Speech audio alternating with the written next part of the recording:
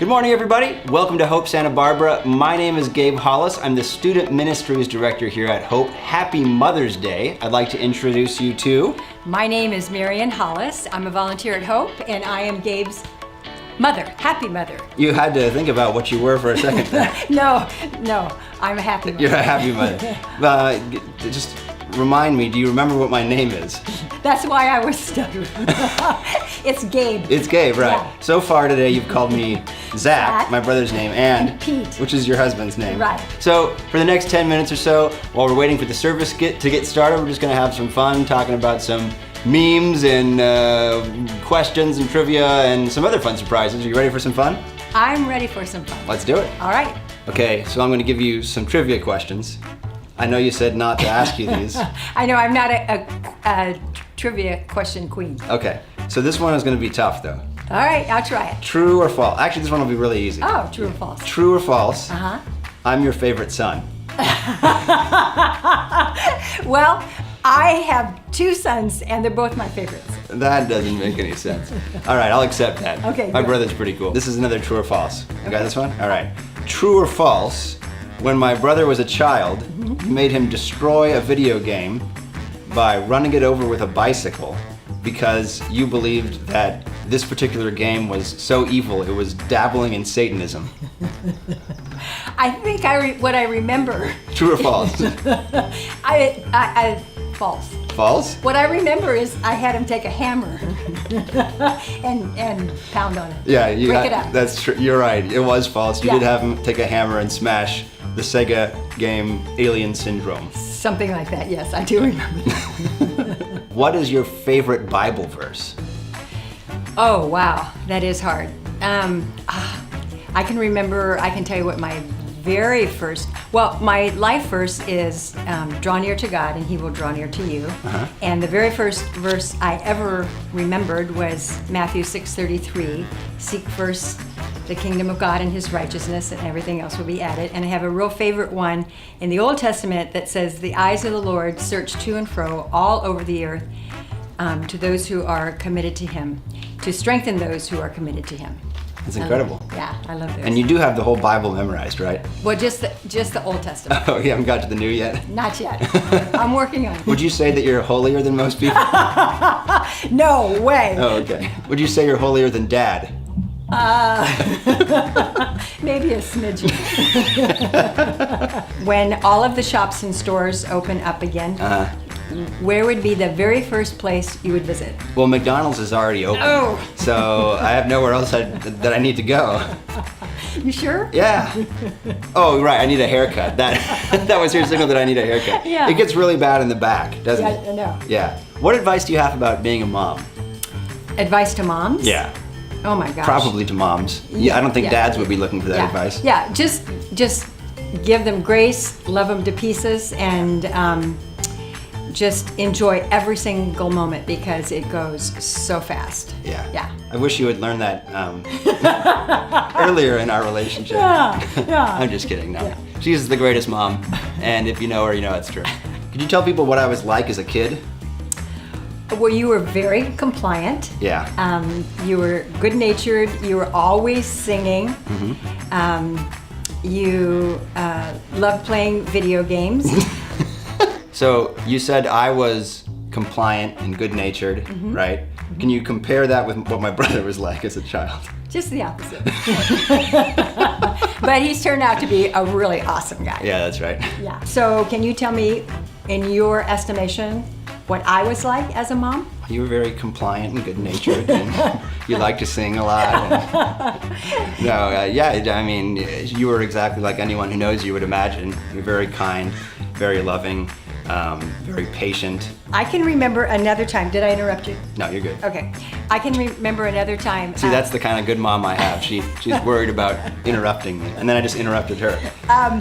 I got you this Mother's Day gift for today that you can open. This is really cool. Yeah. Wow. Yeah. What?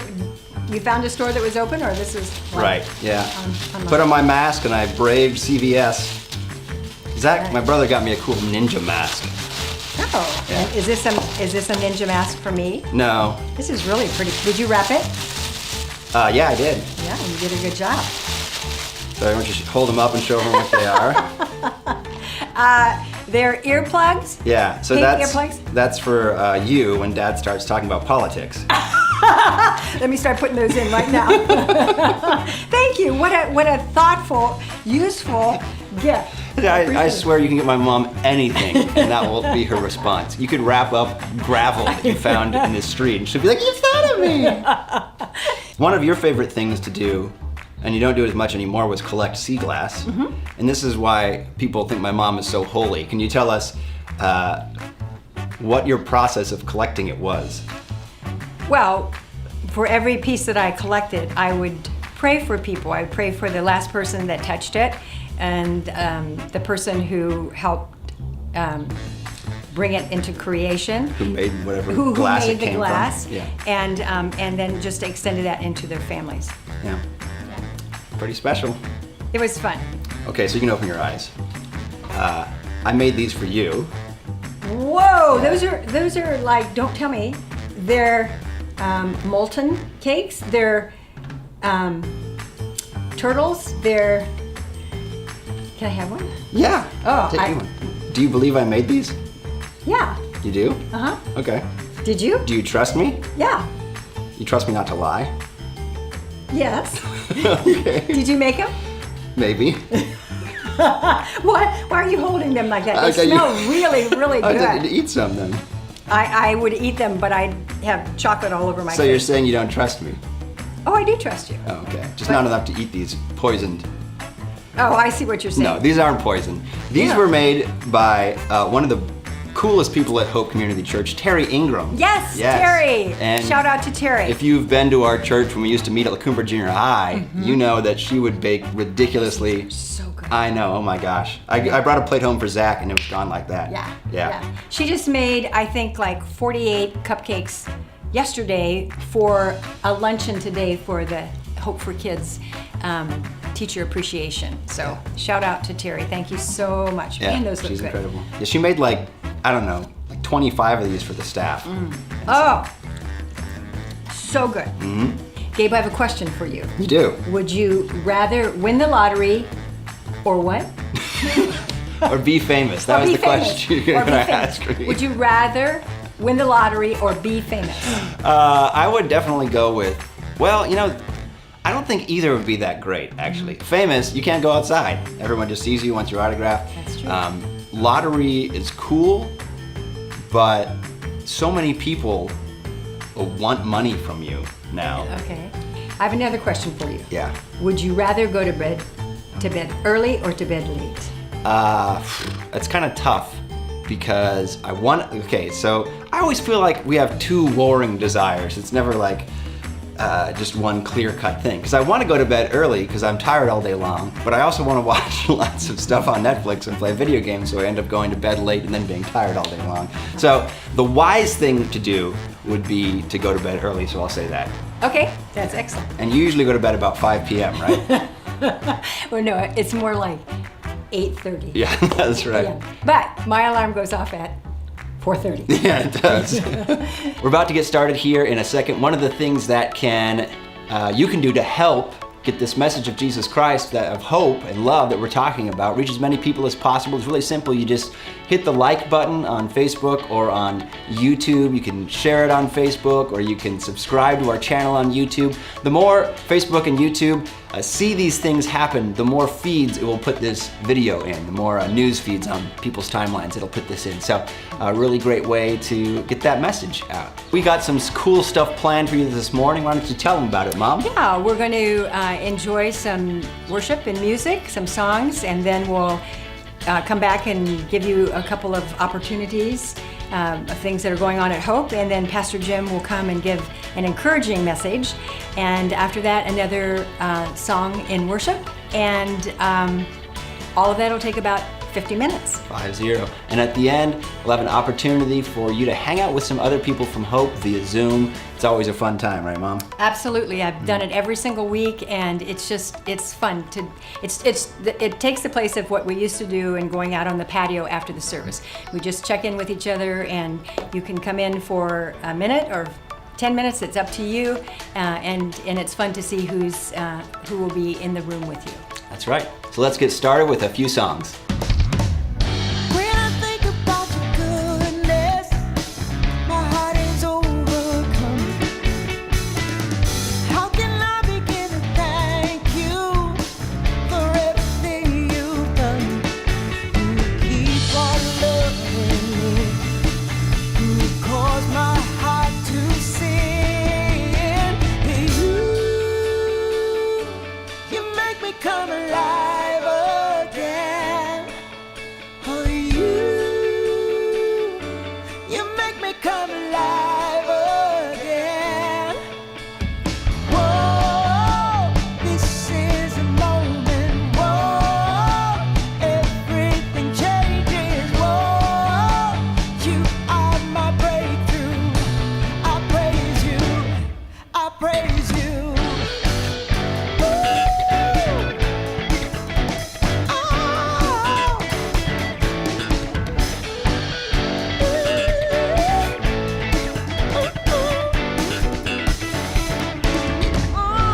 So come on, everybody, it's time to celebrate.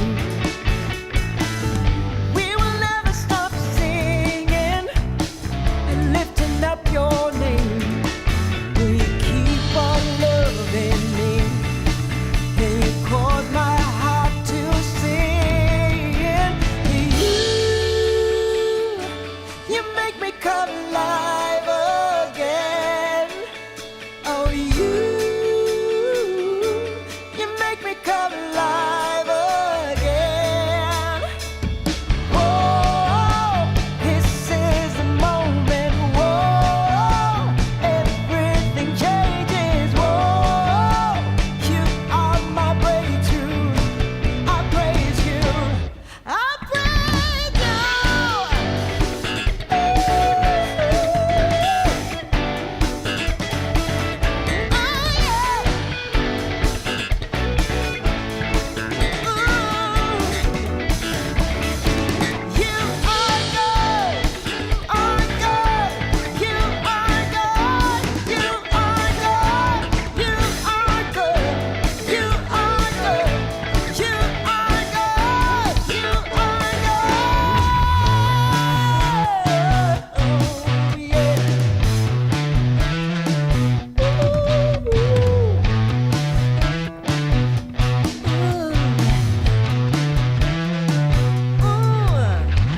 Whoa, this is the moment. Whoa, everything changes. Whoa, you are my breakthrough.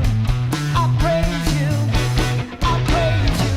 Whoa, this is the moment. Whoa, everything changes. Whoa, you are my breakthrough.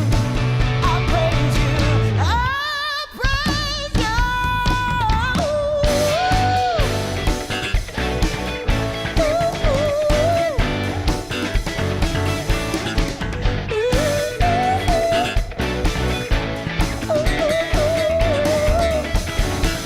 Oh, you are good. You are good. You are good. Are good. You are good. You are good. You are good. You are good.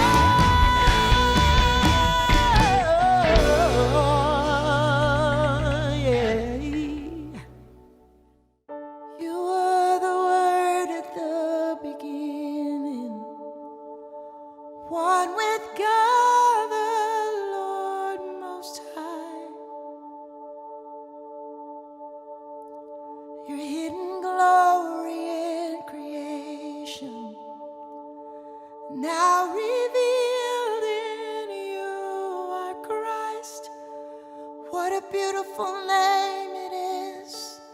What a beautiful name it is. The name of Jesus Christ our King. What a beautiful name it is. Nothing compares to this. What a beautiful name it is. The name of Jesus.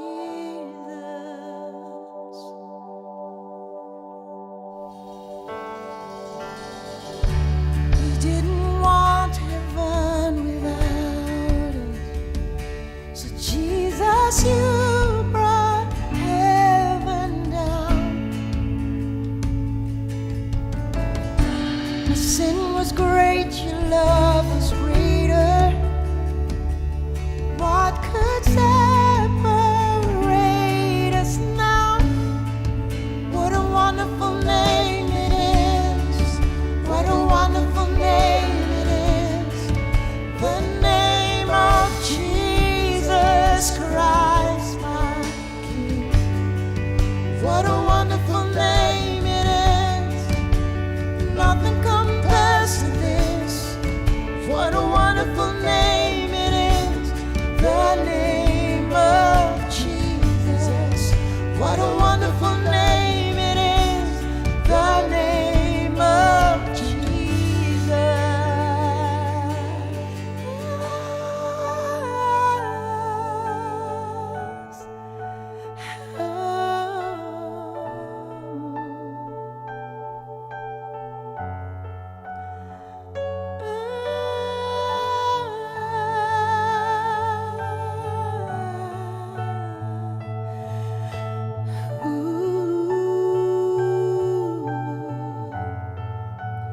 Death could not hold you, the veil tore before you. You silenced the boast of sin and grave. The heavens are roaring, praise of your glory. For you are raised to life again. You have no rival, you have no equal. Now and forever, God, you reign. Yours is the kingdom, yours is the glory, yours is the name above all names. What a powerful name it is. What a powerful name it is. The name of Jesus Christ our King. What a powerful name it is. Nothing compares to this. What a powerful name it is. The name of Jesus. You have no rival. You have no equal. Now and forever, God, you reign. Yours is the kingdom, yours is the glory, yours is the name above all names. What a powerful name it is. What a powerful name it is. The name of Jesus Christ our King. What a powerful name it is. Nothing can stand against. What a powerful name it is. The name of Jesus. What a powerful name it is. The name of Jesus. What a powerful name it is. The name of Jesus.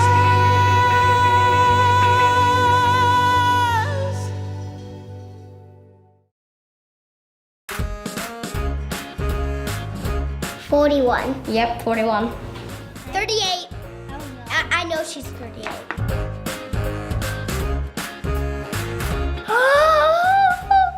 To work. Lay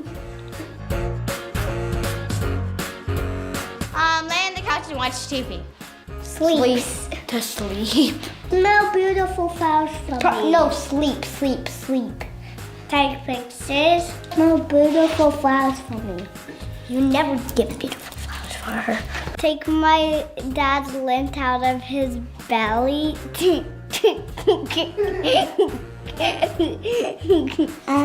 Smell beautiful flowers for me. Dude, All right. keep saying things about beautiful flowers. I don't know. I don't know yet. We have no idea. I I think Here? No, I think like. I do not know. In the hospital. Under. Oh. She makes the best lasagna. The best. She's better than my dad. She cooks pasta really good. He uses recipes, so I don't know if that counts as good or bad. Mac and cheese. Mac and cheese. What's your least favorite thing she cooks? Mac and cheese.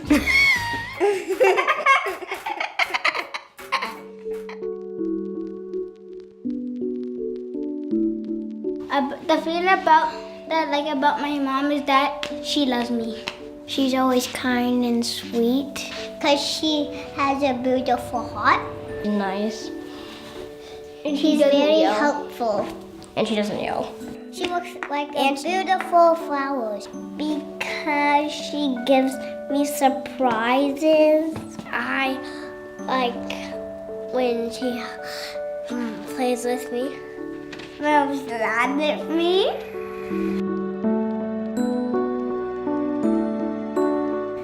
I could see it in her face. Good, she gives us hugs and kisses and always says sorry to us and makes us feel warm. And if we're too hot, she would make us feel cold. And if we're sick, she would take care of us. When she kisses me, Everything. helps us with homework, gives us a treat. I love when she makes crafts with me. Kisses me in front of my school when people are arriving. Her hair is always like in a bun. Why is that embarrassing? I don't know. She has to feed the baby. What is Not with something- the bottle.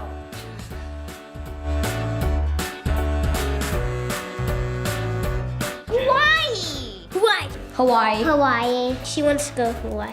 Hawaii! To New York. New York? Oh yeah, that New York, because that's where her sister lives. With beautiful flowers.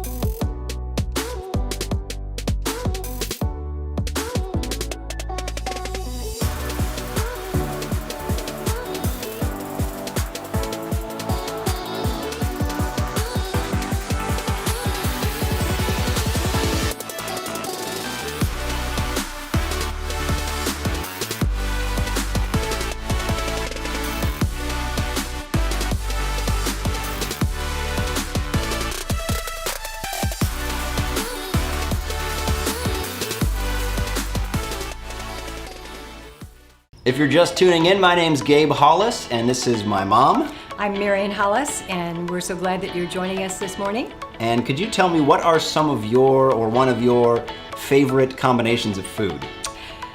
Actually, I'm kind of a plain Jane, so I don't like a lot of sauces and all that kind of stuff. I would be happy with a plate of fresh, cut up vegetables. Right. But maybe a combination of mine that I would like is some pan-seared salmon, some pilaf, rice pilaf, and Brussels sprouts. Yeah. And you also like cottage cheese and avocados. I put avocados on everything. Yeah. Everything. Yeah. And when I was a kid, you got me to like cottage cheese and applesauce, That's right. which a lot of people find just they can't even deal with the idea of it. Pastor Jim doesn't like it. That's right. You talk about food combination this morning for breakfast. Dad had pita chips, hummus, and strawberries. Oh. What about you? What did I have for breakfast? No, what's some of your, what did you have for breakfast? Well, Or I what are said some of cottage your- cheese and applesauce. Okay. I eat a lot of peanut butter and apples. Okay. Yeah. so we'll just leave it there. Okay. I really like dough with tomato sauce and cheese, and then maybe some kind of meat on top. Sometimes pineapple. Pizza? Yeah, that's it. it. Yeah. We want to welcome everyone. For those of you who are local and all over the United States, around the world, we want to welcome those people from Ohio, my family in particular, and just give a shout out to Harry and Margie and Kay and Ray and Joe and Bill. Those are some good siblings you got. Yeah. Yeah. You had 7 siblings plus you on a farm, right? Right. Yeah, lots of adventures there. Yeah, and you went a And, lot. yeah, I did growing up. And you had a cow named, Well, we had a cow named Lulabelle and a cow named Clorox. that's the one I was thinking Yeah. of, Clorox. We named our cows. And if you want to help reach some more people with this message of Jesus Christ, you can like on YouTube or Facebook, share this on Facebook, or subscribe on YouTube. The more you do that, the more people will be reached with this video. We'd also love it if you take a moment to fill out your virtual connection card. We'd love to be able to connect with you through that. You can find the description for that, or the link for that in the description on Facebook or the description on YouTube. I think also on our church platform, church online platform, you can find a button in the top right you can click that allow you to fill that out. Yeah, and you can let us know if you have a prayer request. There are other things. Let us know if you need some help in any way, or you would be interested in helping someone else. You All can- that. Yeah, All that's on the connection card. all of it. Also, one really cool thing about filling out your connection card, for every one of you that does that, we will donate $1 to RIP Medical. And what they do is for every $1 that's donated to them, they can cancel $100 of medical That's amazing. debt. And so far, over the last few weeks of people filling out those connection cards, RIP has been able to forgive tens of thousands of dollars of medical debt. So keep doing that. So every second Tuesday of the month, Hope prepares a lunch for our friends without homes at People's Park in Isla Vista. Check the appropriate box on your online connection card if you're interested in helping to provide lunch for homeless this Tuesday at 11:30 a.m. The leaders of these weekly luncheons believe they fit under essential services and believe it is still extremely important to provide these nourishing foods at this unprecedented time. Extra precautions will be taken, including social distancing to the greatest possible extent. If you are willing to drop off food without leaving your car, please let us know. In some parts of the world, people walk an average of 6 kilometers or about 4 miles just to get water to drink that isn't even clean. Team World Vision is committed to ending this clean water crisis. So on Saturday, May 16th, next Saturday, they are hosting their first virtual 6K for water, and Hope Santa Barbara is participating. It's easy to sign up. Just go to teamworldvision.org, search for Hope Santa Barbara, and under the Teams tab, you can find our 6K team. Registration is $50, which covers a t-shirt and a race bib and a medal. All of this provides clean water for a child for life.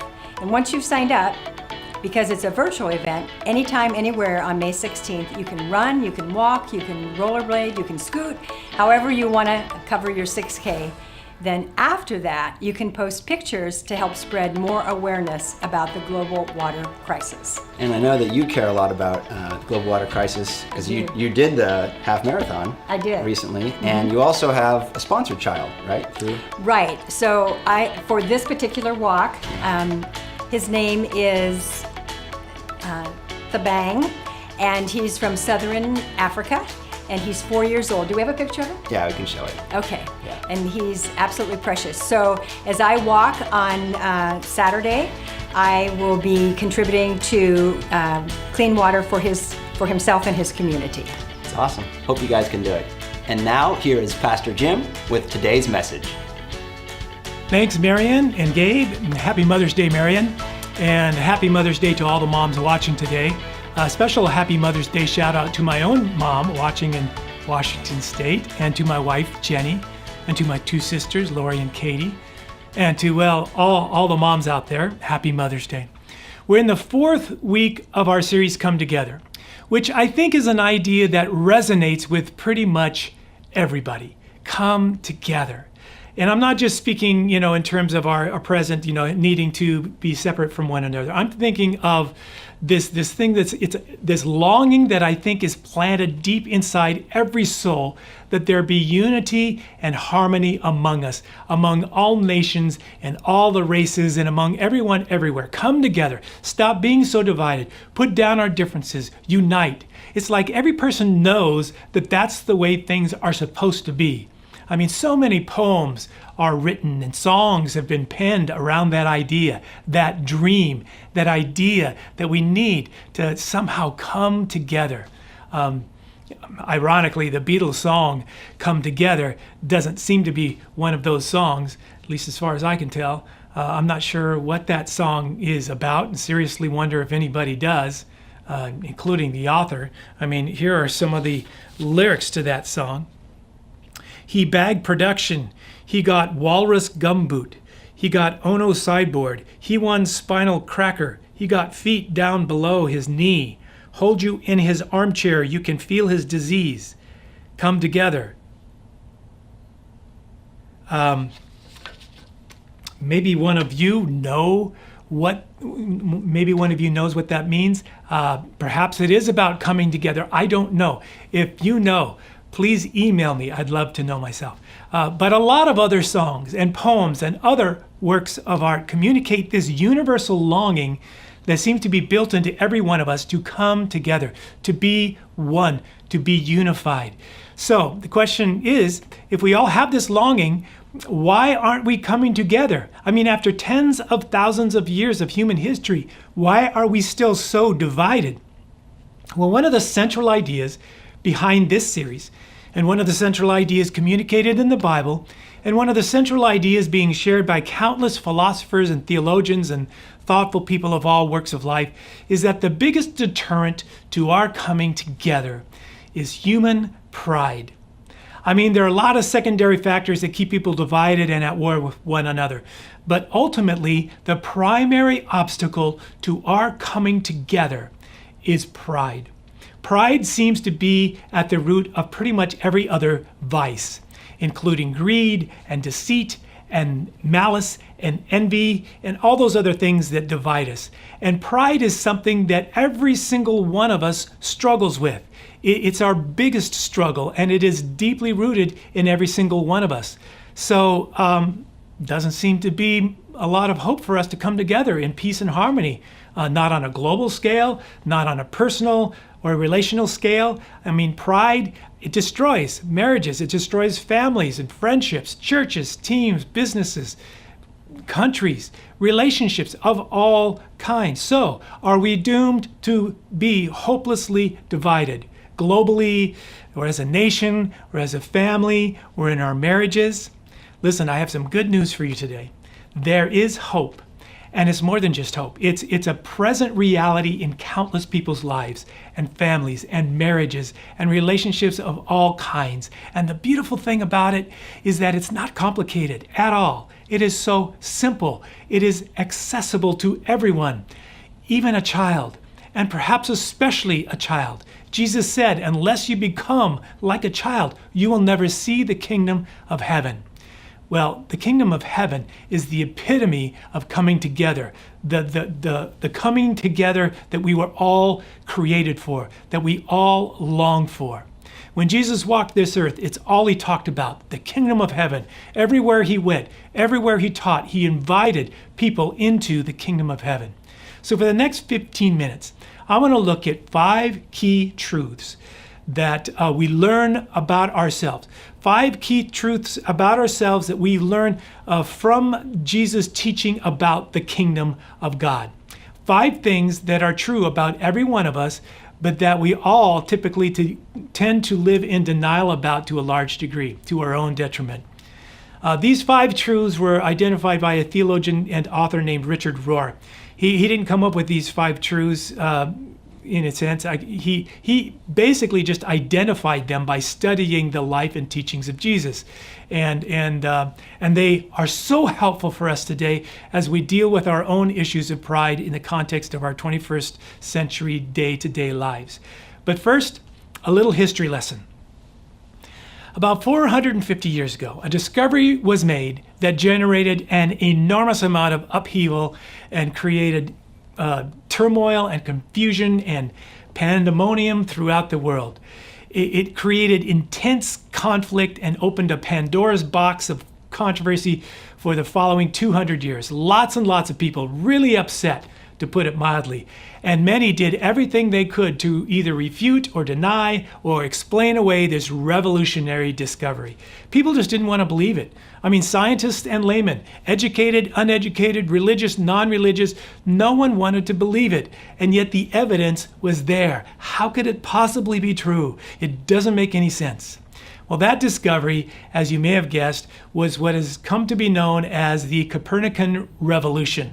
The discovery that the Earth was not the center of the universe, as had been previously thought for hundreds of years by the vast majority of people. It had been believed and was supported through plain observation that the Earth stood still at the center of the universe, and everything else revolved around the Earth, around us. I mean, any fool could see it plainly. The sun moves, the moon and the stars, they move, they come up one side of the sky and go down the other side of the sky. The Earth does not move. The Earth remains fixed at the center, and everything else moves, revolves around us at the center. Well, it was a devastating blow to humanity's collective ego. It took literally hundreds of years before that idea was finally accepted. Well, today we realize that not only is the Earth not the center of the universe, it's not even the center of our own galaxy. It's not even the center of our solar system. So while we seem to have made peace with that reality in the cosmological sense, it seems that we are still thrown into turmoil on a personal level when we are reminded that the Earth does not revolve around us. We are not the center of the universe. We are not that important. So here's 5 truths drawn from the life and teaching of Jesus that we all tend to live in denial about. 5 truths that at first glance appears to be negative, even depressing, but when you fully embrace them, they set you free. They set you free. And here's those 5 truths. Number 1, life is hard. Number 2, you're not that important. 3, your life is not about you. 4, you're not in control. 5, you're going to die. And you say those are things that Jesus taught? Absolutely. And we're going to look at that today. And I know what some of you are thinking. What kind of Mother's Day message is this? Well, let me tell you, this is actually a great Mother's Day message because I can think of no better example of someone who discovers these truths and is more or less forced to embrace them than a mother. When you become a mom, you discover right away that life is hard. Am I right? And that life doesn't need to be joyless just because it's hard. And you discover right away that you're really not that important because who is important? Your kids are important. In your mind, your life is expendable. Your kids, not expendable. Moms, I mean, you would die for your kids, right? In fact, you would have died for your kids before they were even born. If the doctors came to you when you were 6 months pregnant and told you that there were complications and that they could either save you or save your unborn baby, most of you would have replied without hesitation, save my baby. Because that's who moms are, and that's what moms do. As a mom, you learn to recognize and embrace the reality life is hard, that you're not that important, that your life is not about you, nor are you in control. Right, moms?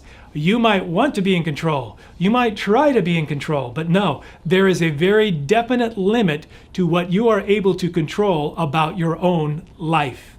And good moms know that they're not going to live forever. So they know they're going to die. So they teach their kids personal responsibility, teach them how to take care of themselves and each other.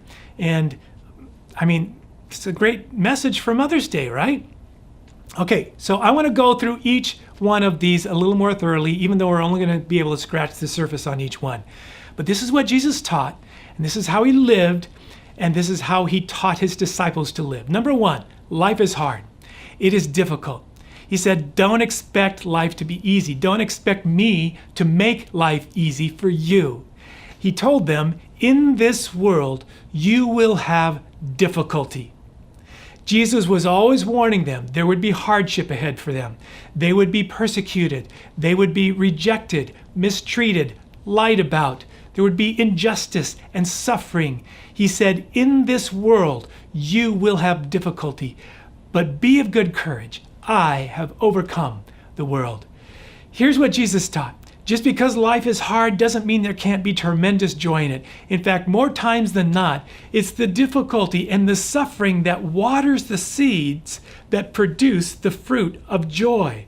It's the denial of and avoidance of hardship and suffering that leaves us in a place of joylessness and despondency and depression. The expectation that life shouldn't, the expectation that life should be easy, that it should not be hard.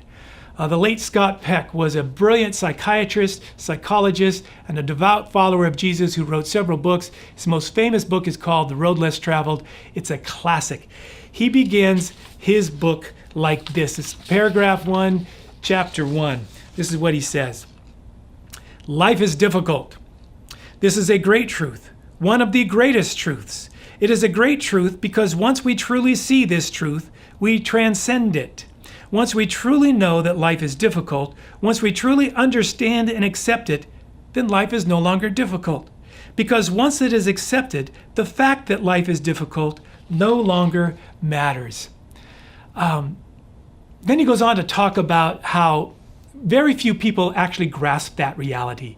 They go through life complaining and grumbling about all their problems and all as if their problems were unique and completely, unusual or abnormal, as if life is supposed to be easy. It's not. And the sooner we embrace that, the happier and freer we will be. One of Jesus' closest followers, Peter, he writes this in a letter that he wrote to some fellow Christians. He says, "Dear friends, don't be surprised at the fiery trials you are going through as if something strange were happening to you. Instead, be very glad." James, the brother of Jesus, said this, "Consider it pure joy, my brothers and sisters, whenever you face trials of many kinds, because you know that the testing of your faith produces..." And I left it right there because I want to drive home the fact that trials and difficulties produce things, good things. They are productive. It's not just a matter of coming to terms with the brutal reality that life is hard. No, it's understanding that because of the hardship, good things are produced. Therefore, we should gladly welcome hardships, difficulties. Now, this is so important because most of the time, the reason life is hard is because of other people in our lives, right? I mean, when you think about it, it's because of other people. People at our workplace, people in our marriage, or in our family. And our tendency is to avoid hardships, so we want to avoid people and we want to avoid relationships, which is the opposite of coming together, is it not? In order to come together, we're all going to have to embrace that there is hardship associated with being in relationship. And often it seems the closer the relationship, the deeper the hardship. Consider it joy, my brothers and sisters. Be grateful. It is producing something. Now, if you want to know, what the trials of many kind produces, you'll have to look it up. The first truth is that life is hard. The second truth is this. You're not that important. Jesus said this, "Blessed are the poor in spirit." That is how Jesus begins his most famous sermon, the Sermon on the Mount. Why would Jesus begin his most famous sermon that way? Blessed are the poor in spirit. Why would he suggest being poor in spirit was a good thing? Why would he want us to be poor in anything? Well, first of all, because that's what we are. We're sick, we're poor, we're blind, and we're desperately needy. And the sooner we can acknowledge that, the better off we'll be. And yet, despite the fact that this is a reality, we have this incessant tendency to think more highly of ourselves than we ought. See, our vision is so distorted that for the bulk of history, we would look at creation, look at the universe, and we would see ourselves as being the center of everything, instead of seeing as the psalmist, who wrote this. The psalmist says, "When I consider your heavens, the work of your fingers, the moon and stars which you have set in place, what is mankind that you are mindful of them? Human beings that you care for them." Or the psalmist that writes this, "We humans are only a breath. None of us are truly great. All of us together weigh less than a puff of air." Listen, we're not that important. You are not that important. In fact, can we say that out loud together? I'm not that important. Go ahead, say it. I am not that important. Okay, some of you said Jim is not that important. That's not what I meant, and you know it. So do it again. Say it out loud about yourself. I am not that important. Here we go. Ready? I am not that important. Jesus said, "Whoever among you wants to be great must be your servant, and whoever wants to be first must be your slave." He says, you really want to be great?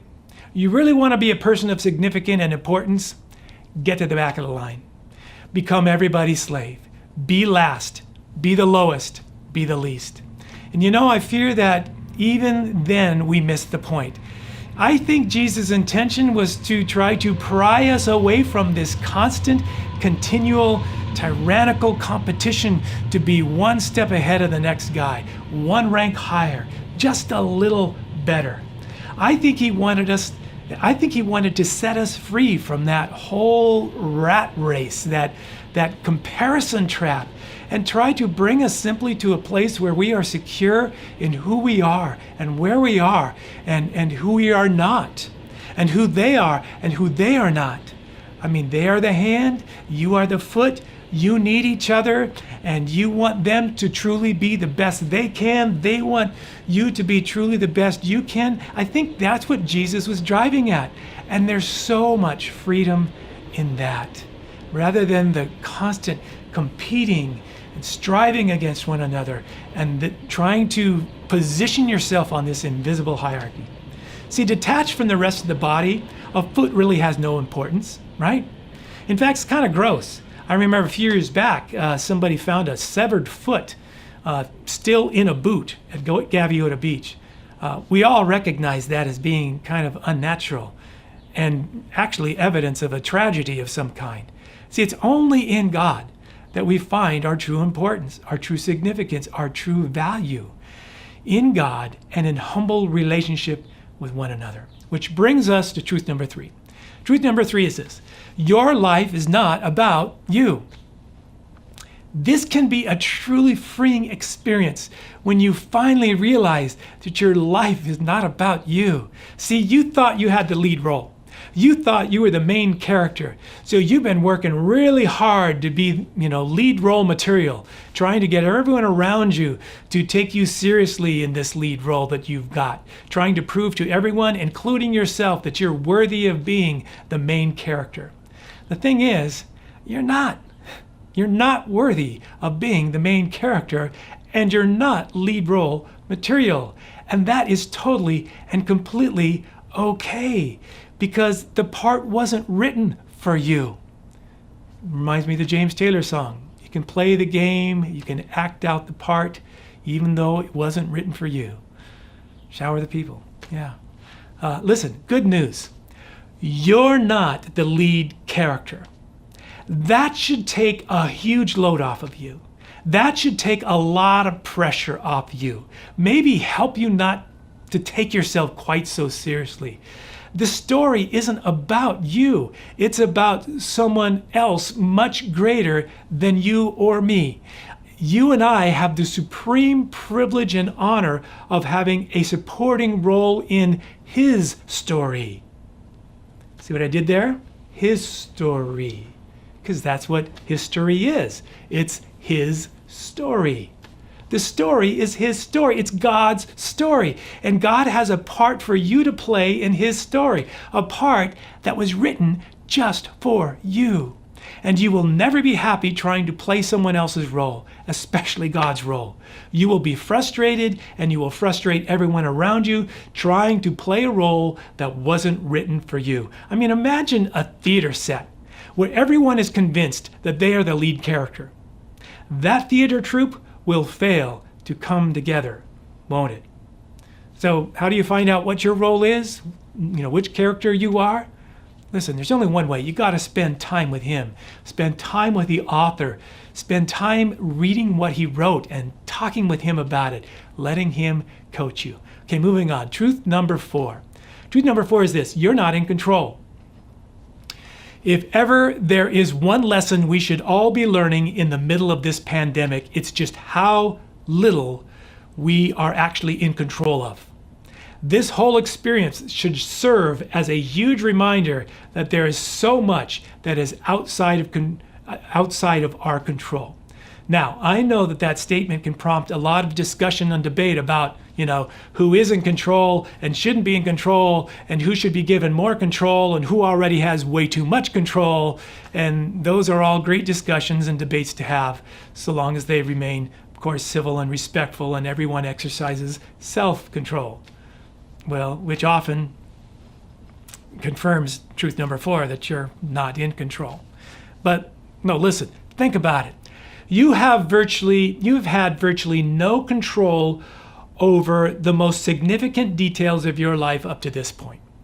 You had no control over where you were born, in an affluent country or in an impoverished country, or when you were born, 1000 BC, the Dark Ages, the Victorian era, into what family you were born, what natural gifts and talents you would be born with, where you would grow up and with whom, what educational opportunities you would have to choose from. I mean, much of the world has very little in the way of options.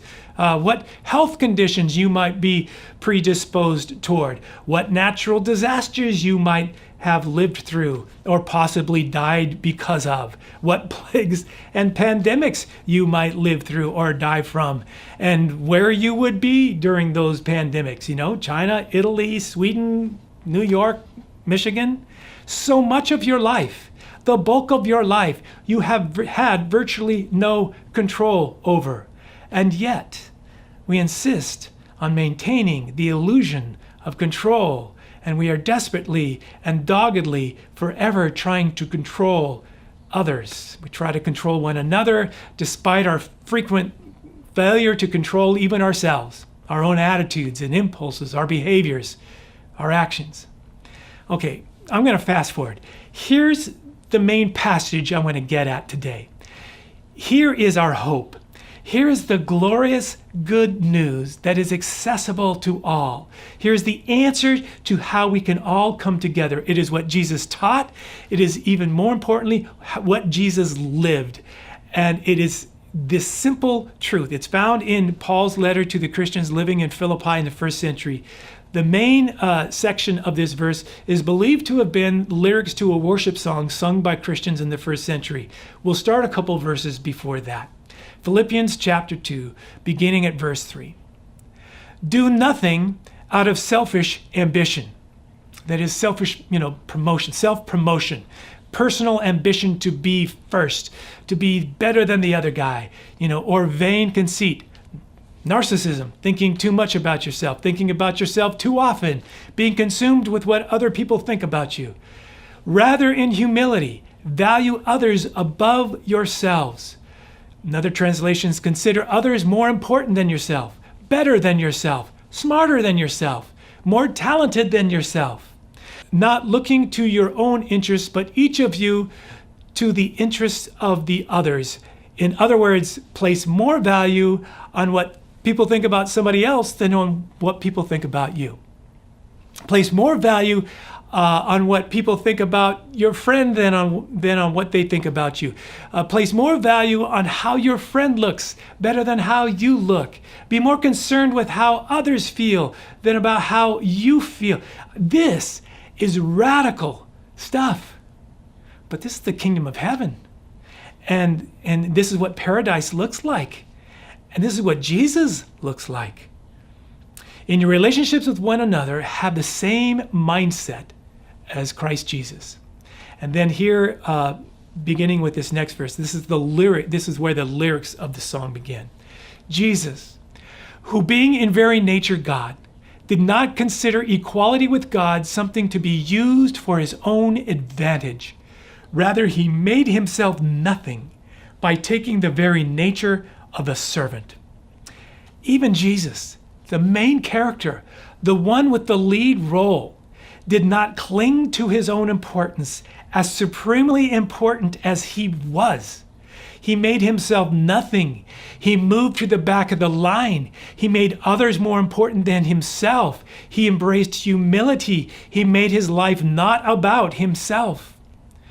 Being made in human likeness and being found in appearance as a man, he humbled himself by becoming obedient to death, even death on a cross. This is the hope we have. Jesus, the main character, embraced the reality that life is hard. He did not shy away from the reality of the hardship of life, even though it was you and I, the people he created, that made life so incredibly hard. He emptied himself of all of his importance, not clinging to or grasping at importance as you and I do. He let it go. And he made his life not about himself, but about you and me and all of us broken, fallen, prideful, obstinate, hard-headed, arrogant people. And he gave up control. He allowed those who opposed him, those who hated him, those who were against him, he turned his fate over to them. He let them call the shots, flip the switches, and have their way. He did so knowing and fully believing and resting in the reality that his Heavenly Father ultimately had final control. He entrusted himself in the middle of all that evil and corruption.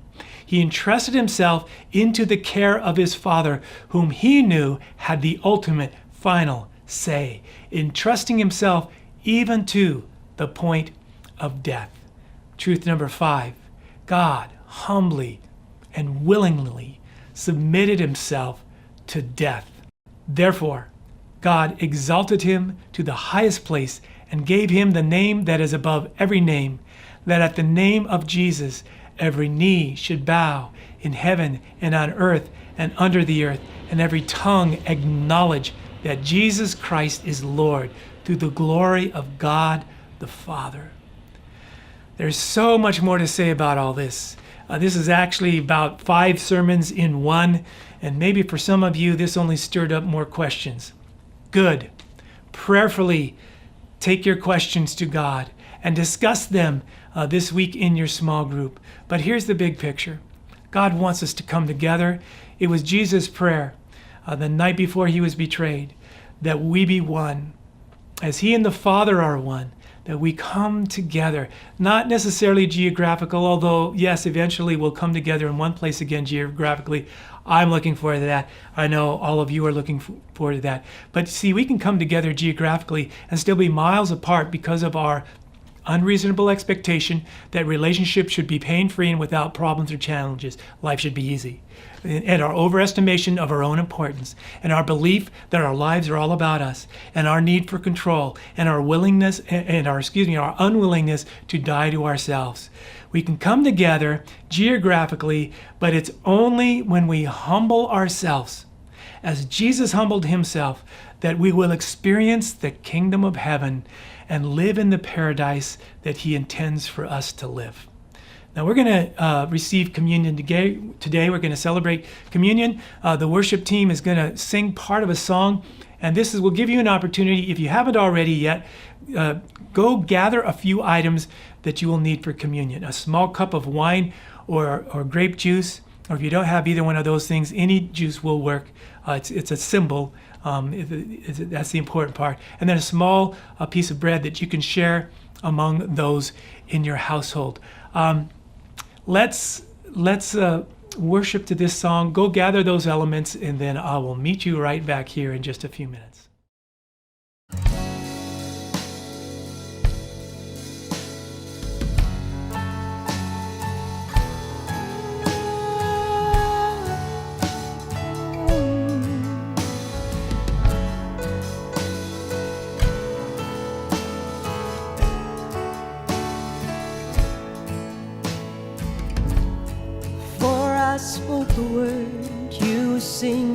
over me. You have been so, so good to me. Before I took the breath, you breathe your life in me. You have been so, so kind to me. Oh, the overwhelming, never-ending, reckless love of God. Oh, it chases me down, fights till I'm found, leaves at 99. I couldn't earn it, I don't deserve it, still you give yourself away. Oh, the overwhelming, never-ending, reckless love of God. Yeah, yeah,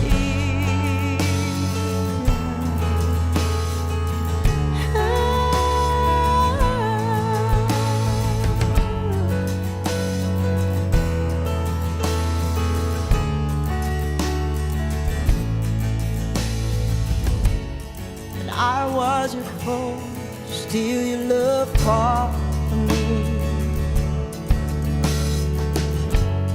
You have been so, so good to me. I felt no worth, you paid it all for me. You have been so, so kind to me. Oh, the overwhelming, never-ending, reckless love of God. Oh, it chases me down, fights till I find, leaves at 99. I couldn't earn it, I don't deserve it, still you give yourself away. Oh, the overwhelming, never-ending, reckless love of God.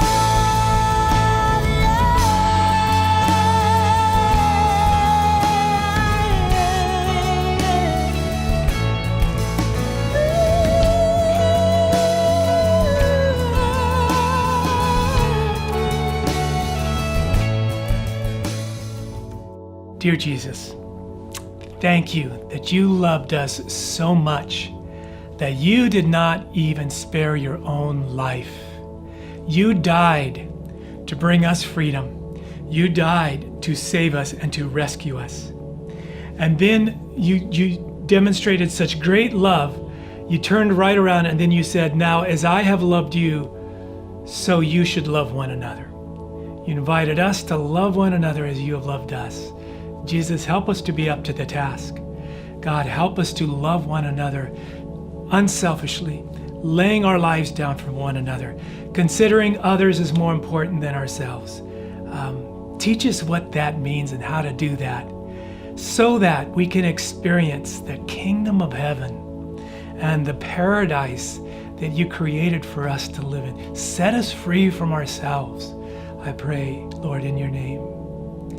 On the night that Jesus was betrayed, he took bread, and after giving thanks, he broke it into pieces, and he gave it to his disciples, and he said, "This is a symbol of my body, which in just a few short hours is going to be broken for you on the cross. Whenever you eat this, remember what I've done for you." So let's take the bread and let's eat it.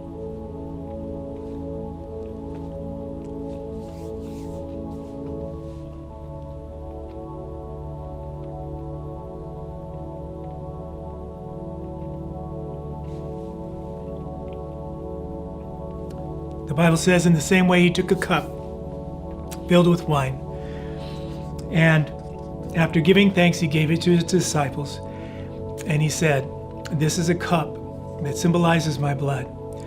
Whenever you drink this, remember the sacrifice, remember the love that I demonstrated towards you. This is how you should love one another. Lay down your lives for one another. Serve one another." Consider others as more important than yourselves. Become the lowest, the humblest. Jesus, thank you for making a sacrifice for us, Lord. Help us to love one another the same way. Let's remember what Jesus did for us.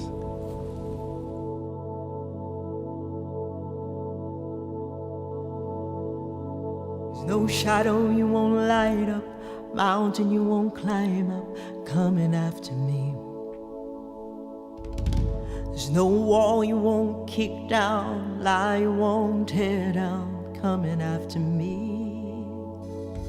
There's no shadow you won't light up, mountain you won't climb up, coming after me. There's no wall you won't kick down, lie you won't tear down, coming after me. Yeah, there's no shadow you won't light up, mountain you won't climb up, coming after me. Oh, there's no wall you won't kick down, lie you won't tear down, coming after me. Yeah, there's no shadow you won't light up, mountain you won't climb up, coming after me. There's no wall you won't kick down, lie you won't tear down, coming after me. The overwhelming, never-ending, reckless love of God. Oh, it chases me down, fights in life, I'm leaves at 99. I couldn't earn it, I don't deserve it, till you give yourself away. Oh, the overwhelming, never-ending, reckless love of God.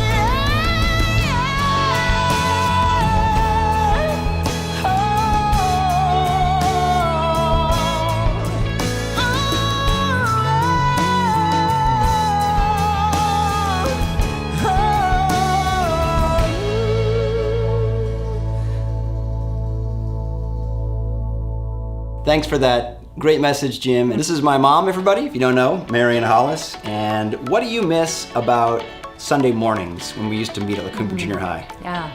Well, for sure, I miss greeting people, welcoming people, hugging people, talking with people, just praying with people after the service, having a cup of coffee with them, inviting them to lunch, Yeah. all of the above, and You like to more. care about people, right?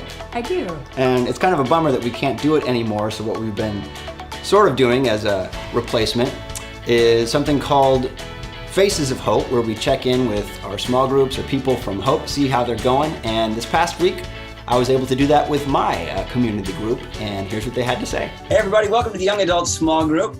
We were just conversing about what we're thankful for in the midst of the pandemic, because it can be hard to think of those things and get focused on a lot of the scary, painful things. So let's take it to my good friend Jordan. How about you? One of the things I've really been enjoying and really been thankful for is having a little space to garden in the yard. And with more time at home, I can check my garden more times throughout the day. But it really is fun just to see things grow, and I've been really getting a lot of joy from that. I'm thankful for the way all the technology is keeping me close to people far away from me, because normally I would be spending more time with people close to me, but because everyone's sort of equal distance away from me right now, I can connect with people across the globe or that I haven't talked to in years, and that's been pretty fun. For me, I would say I'm thankful for still having a job. It makes me really appreciate even the routine monotony sometimes. So that's mine. I'm thankful for just being able to still enjoy going outside and being in nature. I know Jordan and I sometimes will go for a hike on Sunday mornings before church, and so as long as we're being safe and keeping distance, and I'm just really thankful that we can still go out and enjoy being outside in Santa Barbara. I'm really thankful for all of the entertainers and people out there that are putting out all these resources for other people to keep them either entertained or to teach their kids or whatever it is. They're putting their time in when they don't really have to. I've been really grateful for the time I've got to spend with my family, because my brother's here taking online classes, and like we haven't been together as like a family unit for like at least like 7 years, so it's pretty crazy for us to all be together. It's really cool. I mean, and wouldn't have happened otherwise. Yeah, that's really cool. Super thankful for my whole small group. I always look forward to hanging out with all y'all guys. So thanks for being the beautiful faces of hope. How about you, Mom? What are you thankful for in this pandemic time? I would have to say that I'm thankful that we serve a God who is sovereign and in control and almighty, and that we can find direction and peace and comfort during this time. That's what I'm thankful for. That's so awesome. If you haven't filled out your connection card, now's a great time to do that. And another great way for you to be able to help spread the message of Jesus Christ, of hope and love, is to through Hope Santa Barbara, is to give online. And if you're on Facebook or YouTube, you can find the link, www.hopesb.com/give. You can find that link in the description boxes, or there's a button available to you if you are on the church online platform, and you can click on that and it'll take you to a place where you can give. You can also mail donations to 4141 State Street, Suite E14, Santa Barbara, California, 93110. We're going to sing one final worship song, and right after that we'll give you an opportunity to hang out with some people from Hope via Zoom.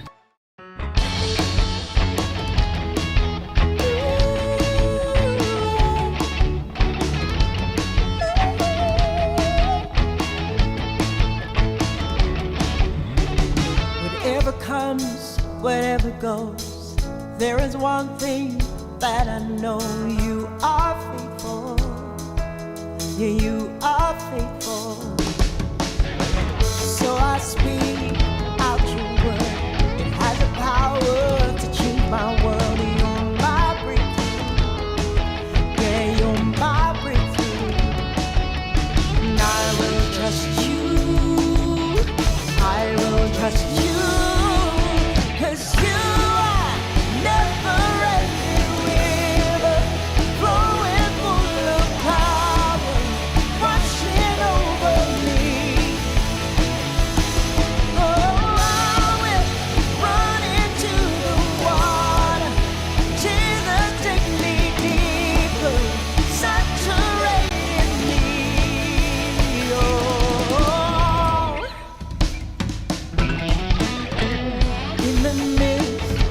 Despair, you are God and you are there. You're always with me. You're always with me. And I will trust you. I will trust you. 'Cause you are never-ending river, flowing full of power, washing over me.